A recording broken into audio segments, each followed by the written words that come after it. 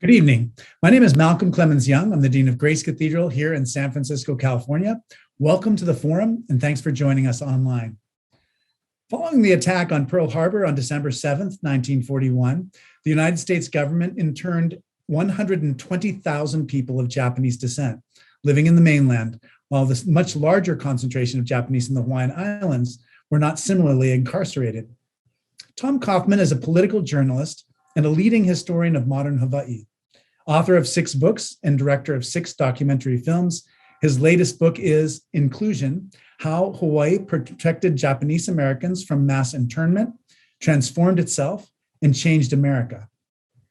In making sense of the disparity between Hawaii and the mainland, Inclusion unravels the deep history of the US sabotage psychosis, the causes of the internment, and the special set of forces in Hawaii that preserved its interracial harmony throughout the depths of the war.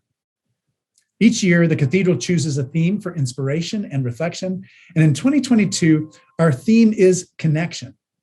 Tonight, we'll be marking Asian American Pacific Islander Heritage Month with a conversation about inclusion and how small groups with a common goal and working cooperatively can result in wondrous social change. I want to also introduce my wife, Heidi, who's joining us for the conversation. Tom, it's such a blessing to have you here. I'm so grateful for you for agreeing to talk with me tonight. Your book, Inclusion, I read scores and scores of books about Hawaii, history, but botany, pretty much anything you can imagine, music. And this was one of the most powerful books I've read about Hawaii.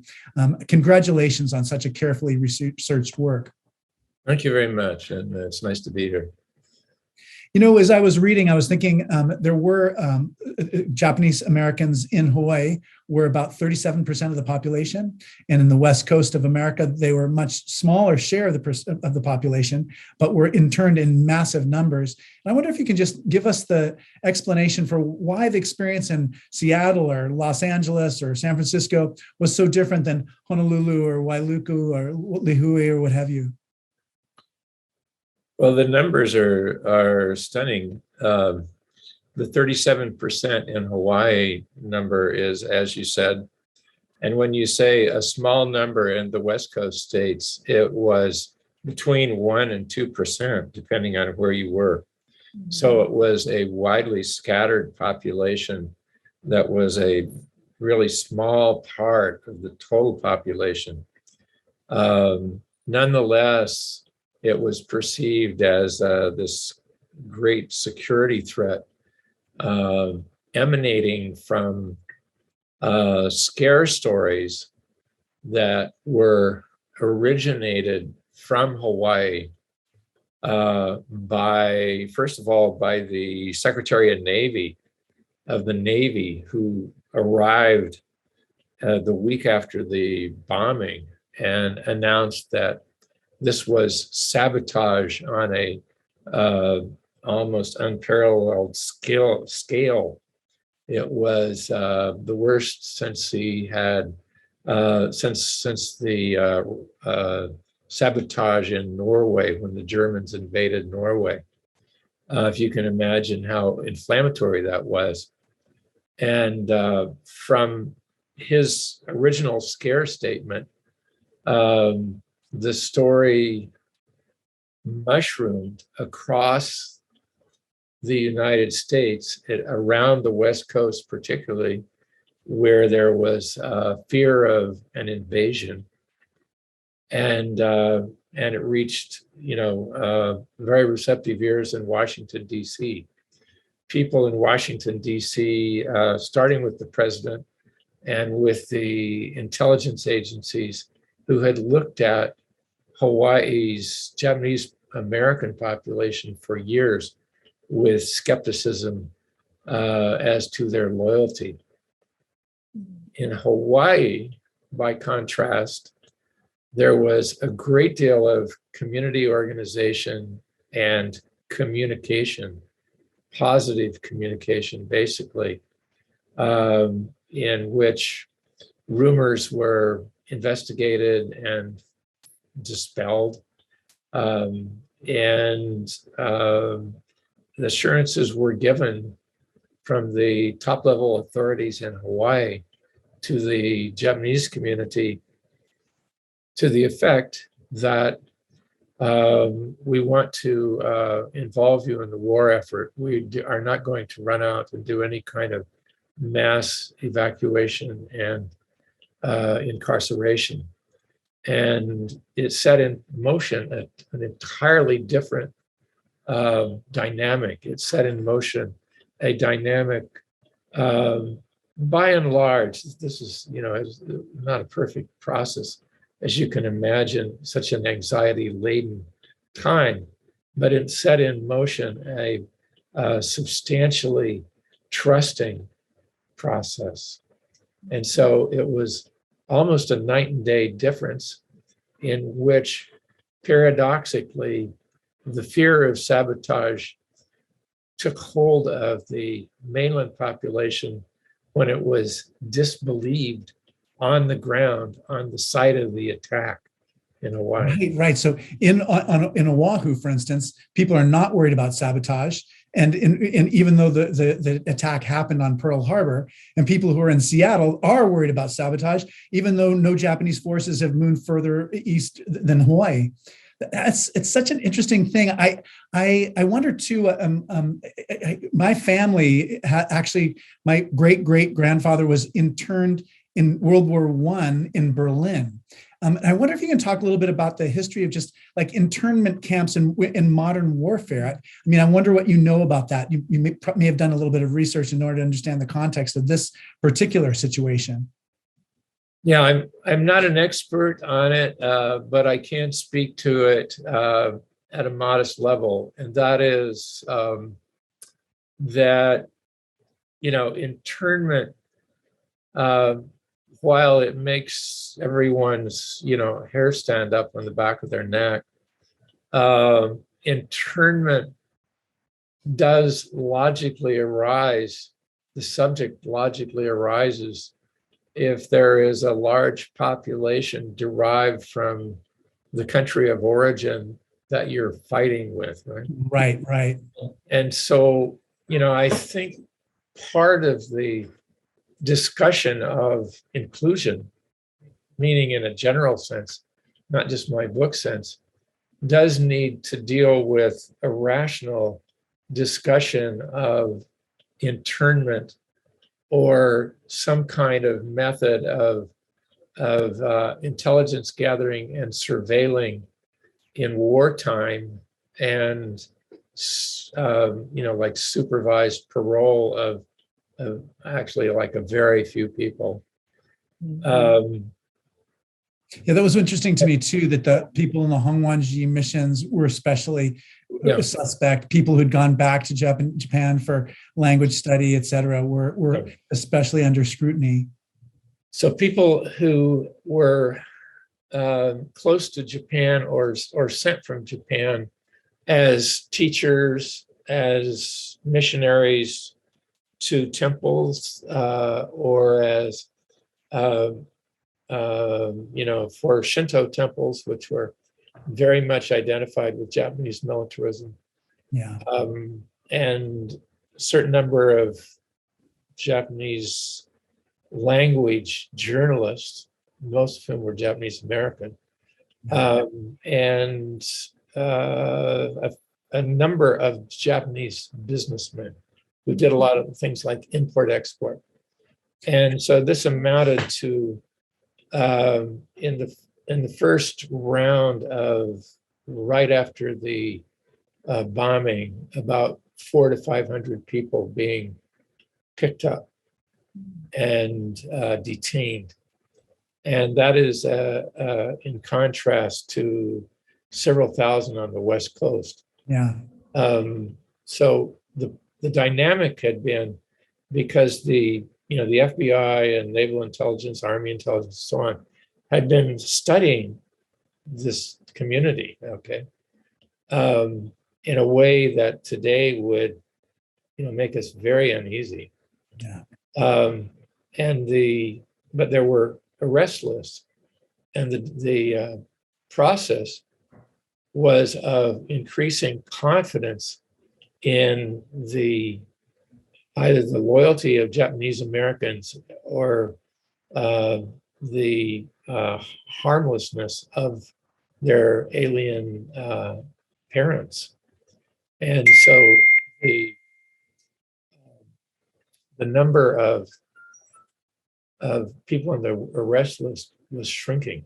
Yeah, I think it's so interesting that a key number of leaders in Hawaii did the research and realized that this wasn't a threat. I mean, Heidi, I've never asked. Oh, do you have I was going to ask, Yeah. what about, a lot of Japanese in Hawaii at the time were also migrant workers, who had come over for sugar. Was that at all? And, also, I know the camps are only on Oahu so did anybody come from the outer islands to those camps as well? Those are my questions. Oh, okay. The answer is that they did come from the outer islands. There were camps on all 5 of the major populated islands. Small numbers from neighbor islands by and large. And many came from Oahu because a disproportionate number came from Oahu because you're not really mostly talking about plantation workers at all, but about members of a intellectual, religious, or business elite. Yeah, that was one of the things that was interesting to me too. It's just that it was class based in a way. I mean, they weren't concerned about people who were cutting cane in the fields. They were concerned about journalists, for instance. Yeah, right. I wonder, Heidi, if you did your Heidi's Auntie Komatsu, her grandma June, that Japanese side of the family, what did they say about the World War II internment times? What did they say about what it was like to be alive? None of my family at that point was interned. They're all in Maui, the Fujiyama family. But my uncle Takeo was in the 100th Battalion, and he actually joined right before Pearl Harbor had been bombed, but was killed in Italy. Yeah, so their connection with that, they had one other brother, and he did not go into the to the 442nd or in any kind of way. They kept him home, but yeah, they always talked about just that part of the war was the loss of Uncle Takeo. I wonder if you can talk a little bit about that too, Tom. I mean, just the number of people who volunteered to fight in these special regiments, and what their experience is like, and how they're remembered. Okay, the Uncle Takeo in this conversation was particularly in a remarkable group because he actually had been drafted if he was in the 100th. The draft opened up in 1939. It was the first peacetime draft, and it was in anticipation of a war. And we don't think of this way today at all, but minorities in the United States generally were very apprehensive, not of being drafted, but of being left out, and essentially being pariah populations, populations that were further marginalized by not being in military service. So the inclusion in the draft resulted from an amendment that was lobbied by the NAACP primarily. Wow. Which said in the draft you cannot exclude by religion, ethnicity, etc. And that applied to Hawaii as well. And so suddenly about 2,000 young men were drafted in 1939, 1940, 1941. There were several waves. And trained, armed, and trained in combat, and stationed at Schofield Barracks. And they were the first persons, the first unit. It was a unit of about 1,300 Hawaii men to be shipped to mainland training camps and eventually to be shipped to Europe for combat. And it resulted from an agreement that is a great paradox. That was the architect the person who's widely regarded in Japanese America today as the inner architect of the mass internment removal of mainland Japanese Americans, John J. McCloy, who was Undersecretary of War, stopped over from Washington, D.C., stopped over on the West Coast, met with various people, gave a go-ahead based on President Roosevelt's word for the mass evacuation from the West Coast, and then flew to Hawaii and was surrounded by people who vouched for the loyalty and value and worth of all the Japanese Americans he met there. And he did a 180 within days. He realized that he had it wrong. And he conspired with the martial law governor of Hawaii to organize this unit that your uncle was in, and send them off for training, even when there wasn't any clear agreement within the War Department or the president as to what would happen next. But they distinguished themselves in training and then in battle in extraordinary ways. And it opened the door to the much larger and more famous unit. A lot more people are familiar with the 442nd, it's called, the 442nd Regimental Combat Team, which was a unit of at least 3 times that size. And that really opened things up and turned things around, because they were an all-volunteer unit. 2/3 were from Hawaii. 10,000 young men from Hawaii volunteered.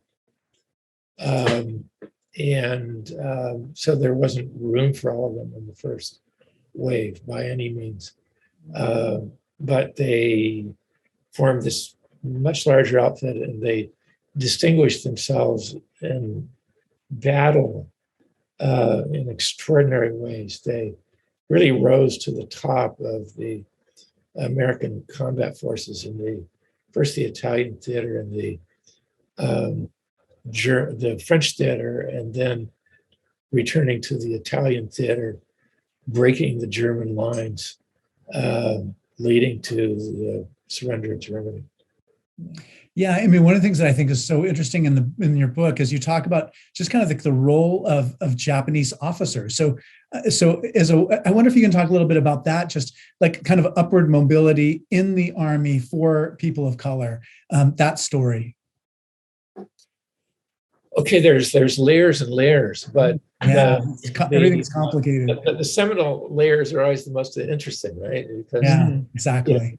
But at any rate, Hawaii, as part of Army people on the ground in Hawaii, were always much more favorable to mostly were more favorable to Japanese Americans than the War Department by far. Yeah.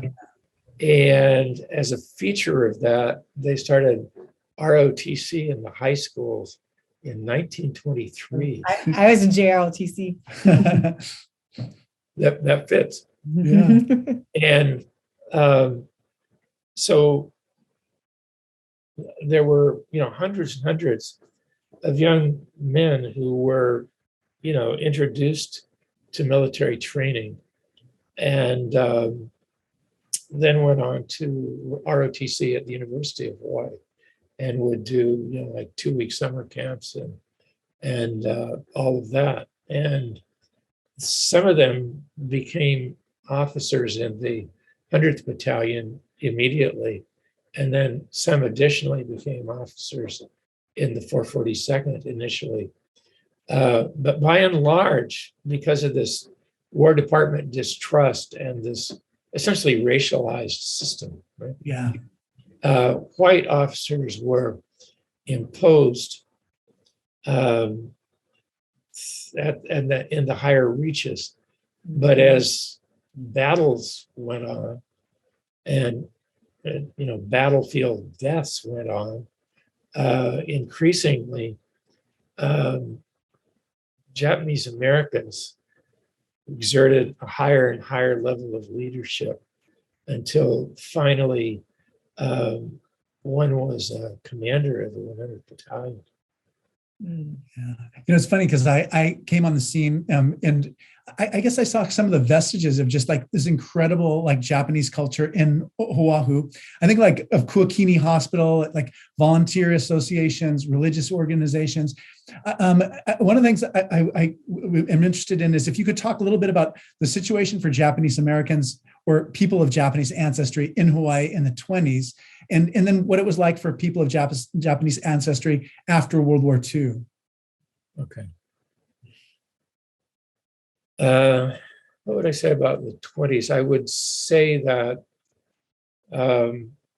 first of all, as background, sort of between the annexation of Hawaii in 1900 and World War I, I'd say it was a very, white colonial, white dominant society, pretty much unqualified.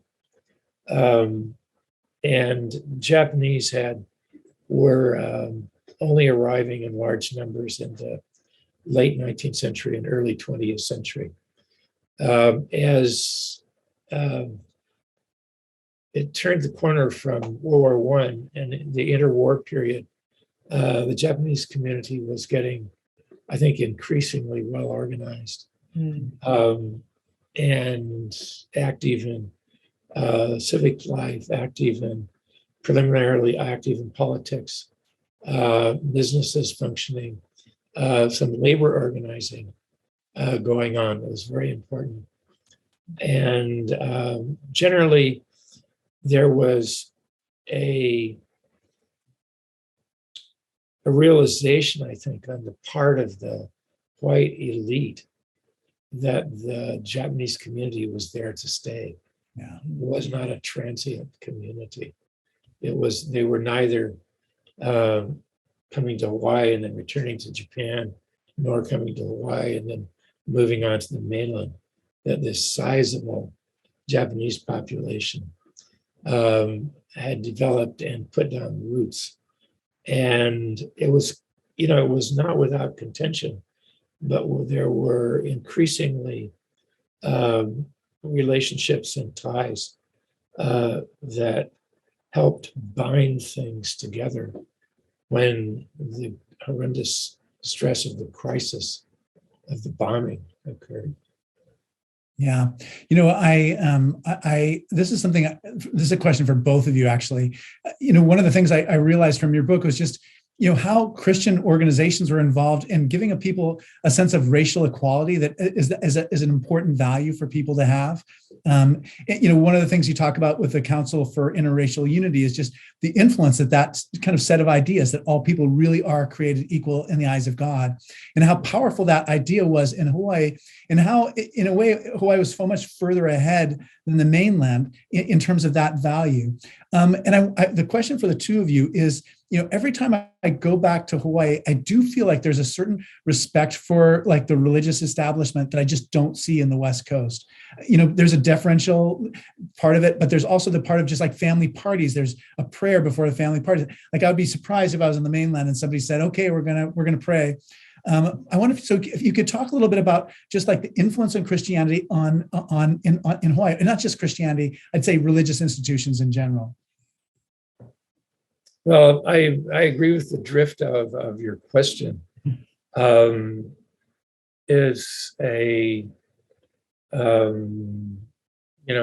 It comes from multiple directions. I think it comes from a native Hawaiian population that was deeply religious to begin with, and which very quickly adopted Christianity as the state religion of the Kingdom of Hawaii in like 1832, I believe it was. Yeah. And the Board of Missions, Hawaii was a very high priority with the Board of Missions. They sent wave after wave of missionaries. And then Asians came with Buddhist beliefs primarily, but Confucian beliefs and Shinto beliefs. And all of these mingled together into a kind of cultural religious climate in which there was a certain reverence for life or valuing of life, and the Christian doctrine, particularly the equality of each person, undermined white racism. Yeah. To a certain extent. It was in inherent contradiction and inherent opposition to white racism. And so there was always this tension, and the tension went very far back in time, but it was very much at work in the crisis of 1941. No, that's interesting. For example, many of the people who were involved in the networks which navigated the crisis were connected to one another through the YMCA. Yeah. The Men's Christian Association. And the YMCA Christian Association was reported repeatedly as being the most active Hawaii program of any city in the United States. Yeah, I mean, it was tremendous just to read all the different accounts that you describe and just how liberating that idea is, just the dignity of every single human being. This is a question that either of you can chime in on too. I think about kind of pre-Captain Cook Hawaii, and just like what parts of that are left kind of in the culture that you. So when you think of what's left, what are the first things that you think of? Language. Yeah, I feel like the language is increasing again with our language immersion schools, and I think with language you can understand who you are as a Hawaiian, as a person, as a native. I think that also goes deep into who our religious being, because just like land acknowledgements or things like that, or to being thankful. I think that's who we are. It's in our core for water, for land.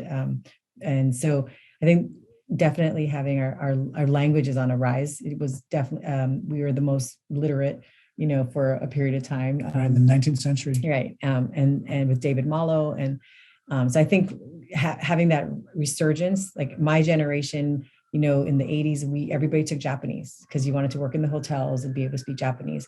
But my niece and nephews, they're all like Hawaiian, like Olelo Hawaii, so I think language. It's interesting too, as you said that, I was thinking about jurisprudence, just like the ways in which Hawaii's judicial system is different than the mainland's because of that native Hawaiian experience. What do you think of, Tom, when you think of just of that culture and its ongoing effect into our time? Well, the revival of language is the most, the single most extraordinary and successful aspect of it.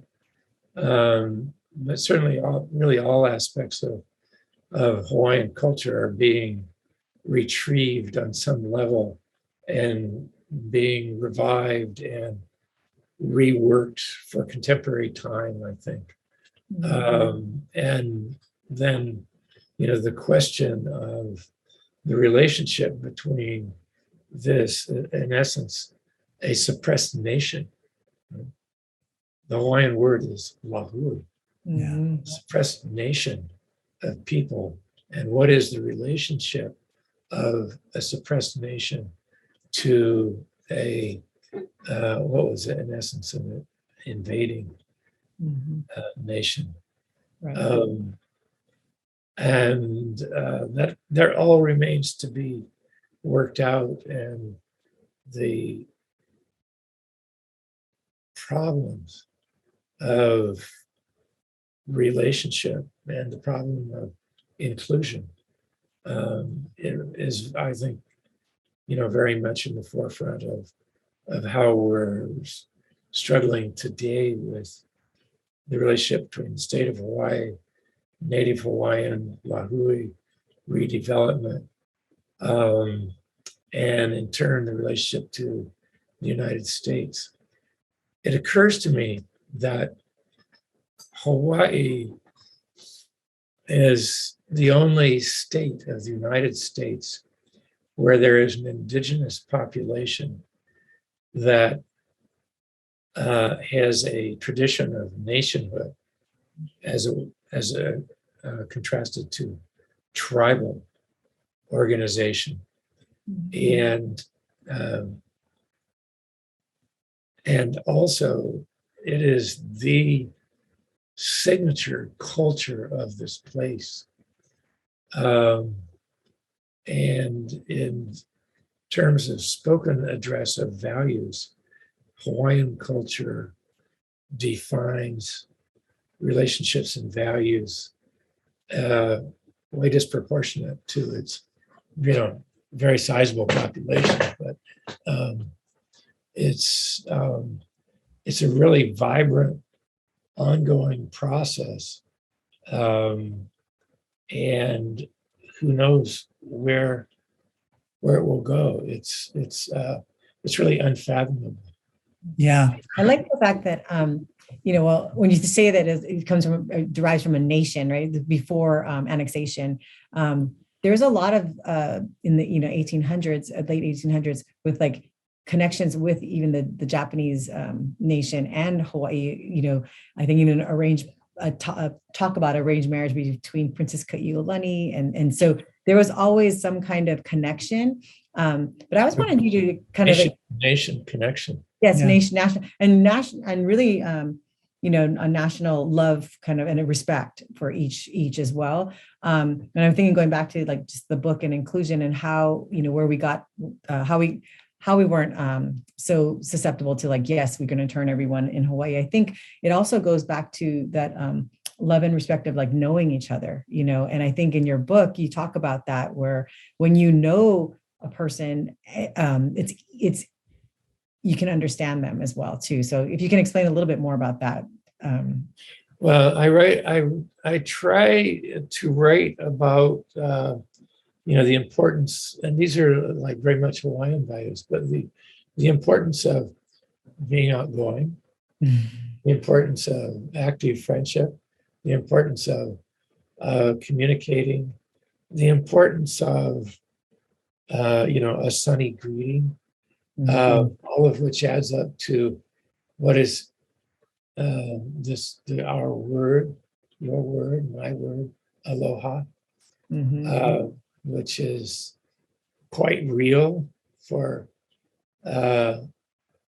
for us, and it's real. I think it becomes real for visitors after a little while. I think they can become infected with it,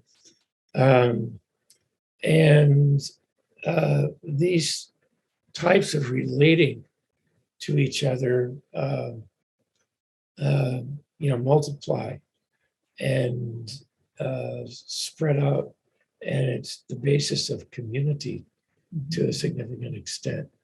And with community, you're much better prepared for, in this instance, for a crisis. You're much better prepared to cope with this horrendous stress that's put on people. And I wrote about it in my book,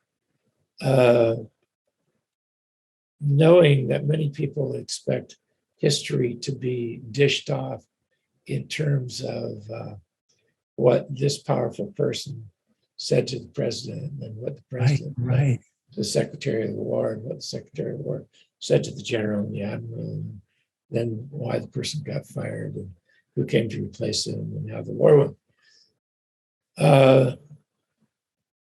It writing from Hawaii leads me, I think, to write about community and acquaintance as a force of history, aloha as being a force of history that isn't usually thought of as the stuff of history, but it is, And I think I kind of proved that in my book. Okay. Yeah. It does. I love that. I mean, it's like maybe my best takeaway from this whole conversation. Yeah. But you're right. I mean, it's not just about battles won here or generals here. It is like this really grassroots, like ordinary people who are extraordinary in the things that they accomplish by meeting up with people who are of different races and really organizing. Love wins. Love wins. Love wins for sure. I wonder if the two of you together can just kind of like explain like the overthrow of the monarchy to like everybody out there in the world. I mean, I have my own little story. It's like little elevator story of it, but maybe I'd love to hear what you guys say about the overthrow. I think of the monarchy. Uncle's the historian. Why don't you do your take first? For me, I wrote a whole huge book about it. Yeah, exactly. I know. I feel like you should probably. My understanding has more to do with like McKinley and the so tariffs, like sugar tariffs, yeah. and American businessmen in Hawaii with sugar and wanting to not have to pay the tariffs, and therefore kind of imprisoning our queen for a year, and talk about a person of deep faith, compose amazing music and a huge prayer for the people who are doing this to her. One of the Queen's Prayer is one of my favorite songs, and so talk about someone who just was steadfast in who she was. But it seemed to me it had to do with sugar and the tariffs and that. But so the tariffs. That's my there was an economic reason. That's good. That's good. The territory of Hawaii be. Okay. On that slice, basically, it was a trade between the American elite in Hawaii, the American descendant elite in Hawaii, and they were the missionaries whose children went into business because the mission cut them off. Okay, stopped supporting them, and they became business, and then they became business tycoons, and they became the people who organized this sugar industry, which spread across all the islands, right? As you know, and the trade-off was the sugar industry wanted duty-free access to the United States sugar market so they could compete directly with American cane sugar. And the United States wanted Pearl Harbor as a means of projecting American military force into the Pacific. Mm-hmm. And that's essentially what's embedded in all the documents and the horse trading and the coalescing of interests and so on. Okay, so that's like the big picture thing, and I agree with your observations. Okay, I want to tell a personal story. Yeah, let's hear it. It's like a life in Hawaii story. I have this very dear friend, Miley Meyer, and you know Miley. And I just read about her in your book. And her sister Miley is a community building cultural force, and her sister Meliana is a community building artist, and her other sister Manu is a. She was at Harvard when we were there. Yeah. You know at Harvard. Okay. Yeah. That's a small world. Manu is a brilliant scholar, right? So but lately Miley's adopted the book, and I was invited to one of her gatherings, and this wasn't about the book, okay, but it was a classic. Let us get to know one another on another plane, a gathering in another context, another level. And we were in the Iolani Palace, circle of people, about 15 people. And I was the old guy, and there were a lot of young people, really smart young people. And we were in the Queen's room. She was imprisoned. We sat there for 2 hours talking about life, ourselves, relationships, history, and so on. And we sat next to the enormous quilt that she made while she was there. Yeah. That's amazing. It was a Hawaii thing. Yeah. Okay, so what can you say about annexation? You can go on and on and on. It's basically the beginning of American overseas imperialism.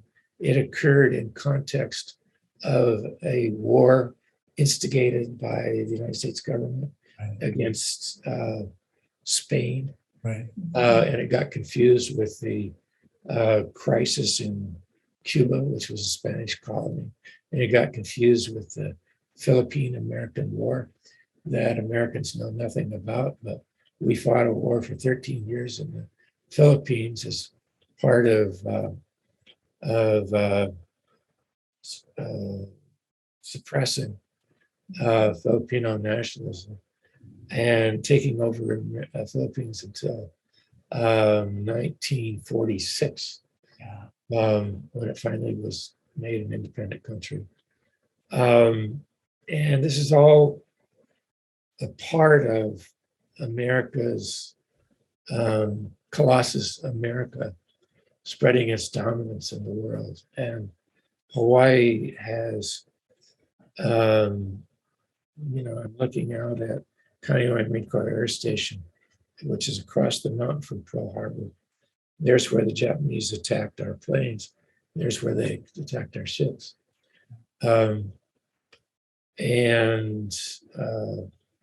It is an international power story of the first order. Yeah. Yeah, the two of you, that was great. That was just exactly what I wanted to hear. One of the questions I keep asking about or thinking about is, I remember so vividly stories about Heidi's family during the Hawaiian Renaissance, Protect Kaho'olawe Ohana, and just like about the FBI agents like everywhere. I wonder if you can tell us a little bit about that. Was when you had when your family's being surveilled by the federal government? Well, yeah, I just thought people were outside the house, but because we're from Maui. And Kaho'olawe is closest to, if you go from Maui to there, a lot of people would come over and stay at our house before they would go over to Kaho'olawe, illegally, because it was still being used by the Navy for bombing and stuff. So the PKO, Protect Kaho'olawe Ohana were part of that as well. My uncle Ricky and my Turabi and those guys were all part of that. You're right in there. Yeah, and I wonder if, Tom, you can talk, because you're such an expert on spying in Hawaii. I mean, I wonder, just like, is there absolutely nothing connected between that era of spying and in spying in the 30s and 40s? Well, it's the instrument for it, by and large, is probably the biggest staff would be the FBI. Yeah. The FBI's been active was off and on throughout the 30s, and then reestablished in 1939 for the sequence that I've described. Mm-hmm. And since then, we've had an FBI. The FBI's got a big office in Hawaii today, and its tentacles kind of spread out from that office to neighbor islands and to American flag islands in the Pacific, and so on. And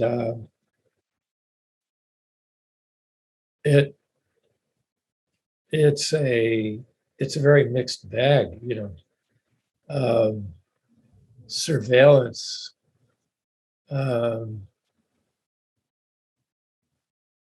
is a very ambiguous undertaking with enormous potential for abuse, right? Yeah. But it, on the other hand, we don't want to fly completely blind in a world of threats. Yeah. Should the people who occupied your house and occupied the Navy bombing target, Kaho'olawe, have been surveilled? Absolutely not. That was ridiculous. Yeah. I knew all those guys. I sort of grew up with them, and my wife did too. So we were all part of their support network. Mhm. Charles K. Wade. I've got a book you have to read. I have a book about the landing, Mm. and I'll get you the title and how you can find it. Thank you. It's a very important story because the protest against the Navy brought together the crucial questions of the status of Native Hawaiians and resisting the military takeover of Hawaii on that level, resisting this heinous use of an entire island as a bombing range, Right. and the destruction of the soil, of the water base, of the profile of the island, even, and turning it over into a place that's like a landmine. And that's what this small group, who you knew, 9 people initially in the first landing, I think, right? Mhm. That's what they confronted, and they won. They won. It took 1976 to 2000 or so. It took 27 years, but Ko'olawe is being renewed today. Yeah. And it's been turned over to the state of Hawaii as a caretaker for the return of it to the Hawaiian Lahui. Mhm. Yeah. Can you tell us how many Japanese were interned in Hawaii? Because I know you said each island had several. And how long did people stay in the camps? I never ever learned. I mean, how long did they stay? There were a few, a relatively lesser number of this original 500 who were basically in for the entire war. The entire war. And then there were additional who were slowly, additional people would be rounded up. Typically, there were people who had studied in Japan. Mhm. And then there were people who were encouraged, who were wives and children, to go to 2 camps in Arkansas, Rohr Camp and Jerome. And they were not only encouraged, but they were pressured in some instances. And in some instances, I think there is documentation that they were, in essence, forced. Forced. And that was a very small number, but it was, it wasn't pretty. Yeah. Yeah. Tom, one of our traditions is we take questions that get sent in to us. And so here's a question. You may have already answered a little bit of it.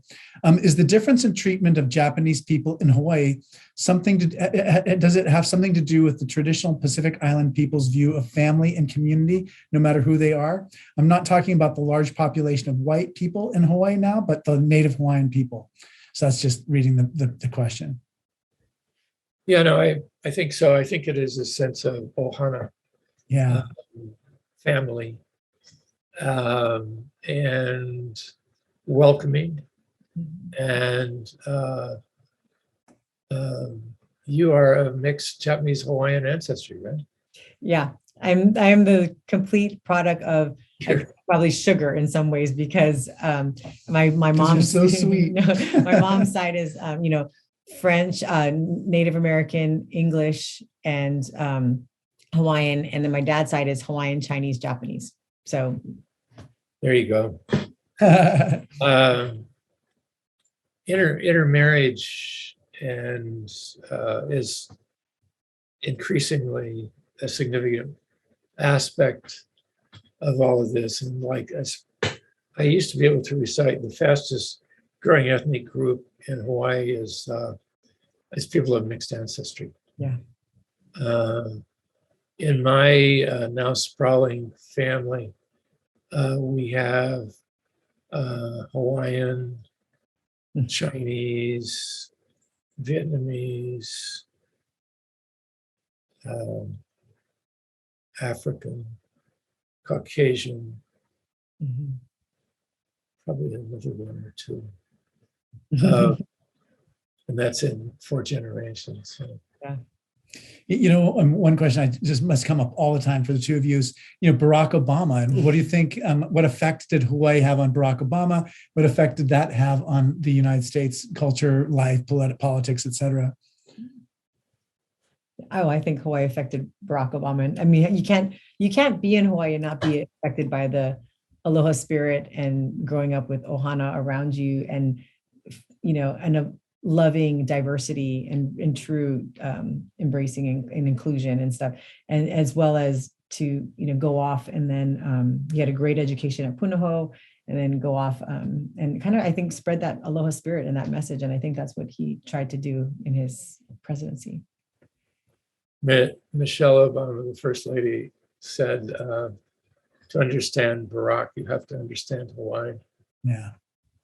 That was a good summary. Yeah, definitely. 100%. So what do you see as the effect? I mean, just his general viewpoint, or? I'm sorry, I don't quite get your question.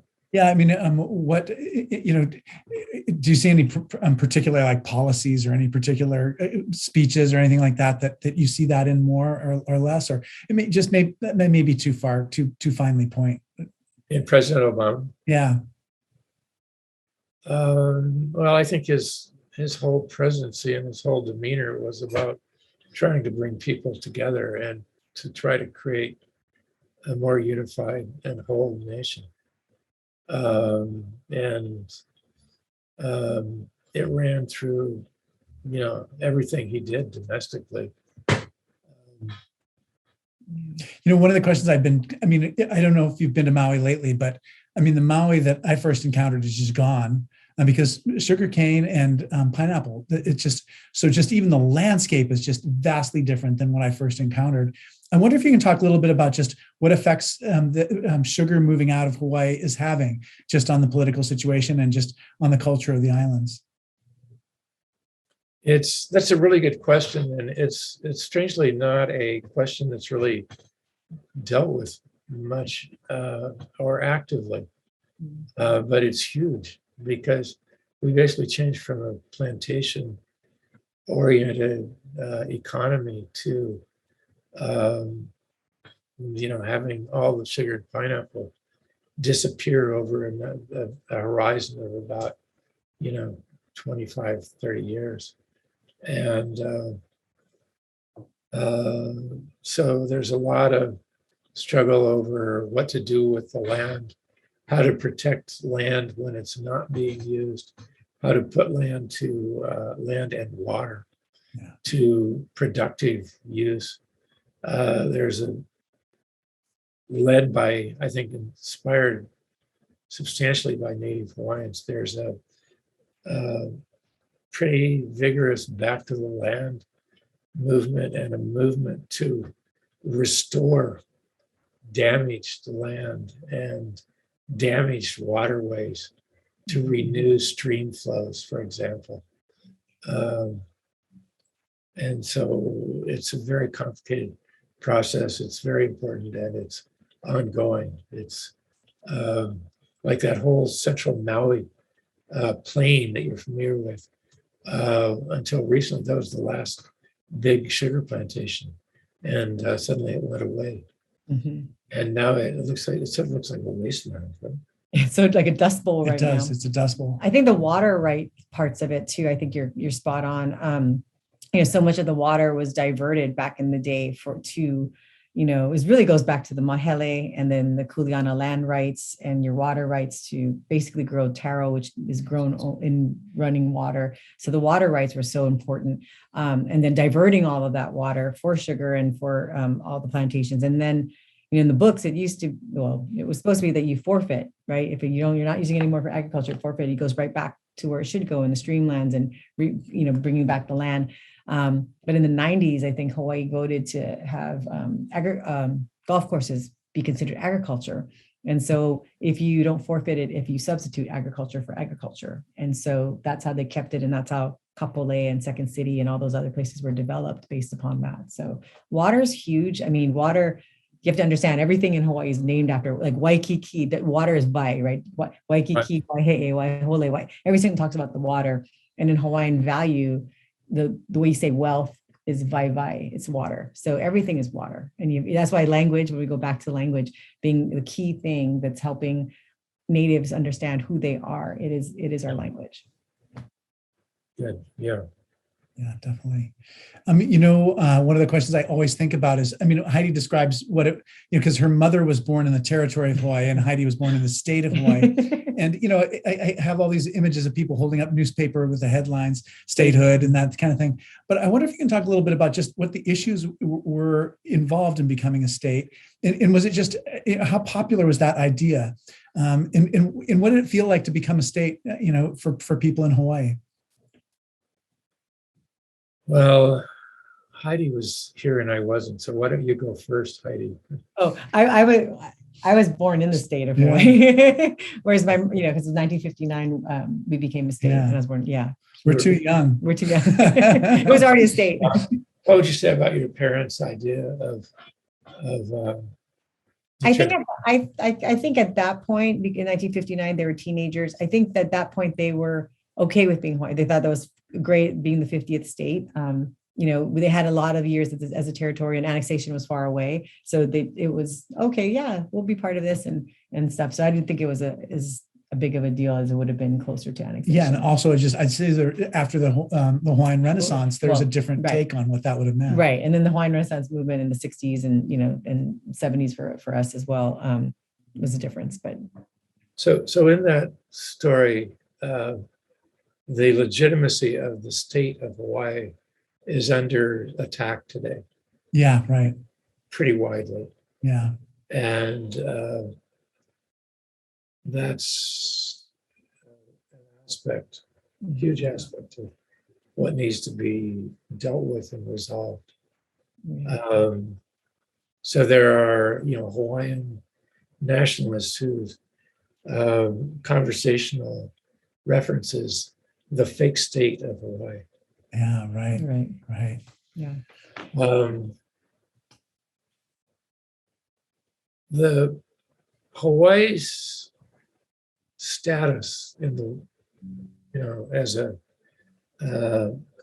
sort of a polity, the planet is unique, really. I agree. And we are, in my struggle to even figure out what I was writing about, what my subject was, I finally stumbled on this